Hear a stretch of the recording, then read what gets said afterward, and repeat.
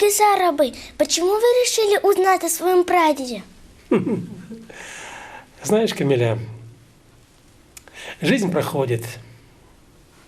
Хочется оставить для своих потомков, для детей, для внуков память о тех, кто жил раньше нас. И вот лет 10 тому назад я заинтересовался историей своей семьи. Вот. И оказалось, что прадед мой был очень интересным человеком. И поэтому мне захотелось донести сведения о его жизни, оставить после себя, донести до следующих поколений. Ильгизар Абый, вот вы же его не видели, а каким вы его представляете? Да, я его не видел. Мой прадед умер в 1934 году, а я родился через 19 лет только. Но я его представляю со слов моей мамы. Она помнит хорошо этот день, когда дедушка умер. Ей было тогда 8 лет.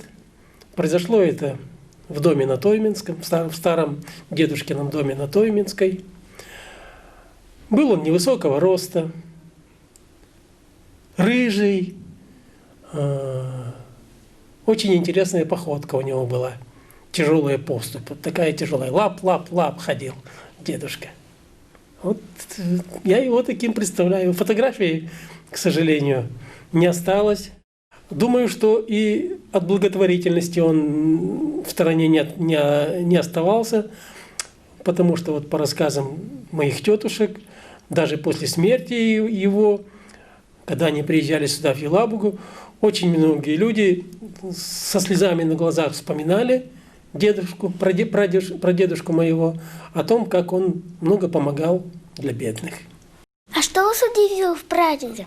Он правильно понял жизнь, правильно понял последствия революционного переворота, потому что он понял, что не расставшись с тем, что он имеет, у него нет возможности сохранить свою семью. И он пожертвовал всем своим богатством для того, чтобы сохранить семью. Ведь очень многие люди того времени, пытаясь сохранить нажитое, попали в жернова репрессий. Он, к счастью, смог этого избежать. Вот меня удивило в том, что, наверное, его дальновидность.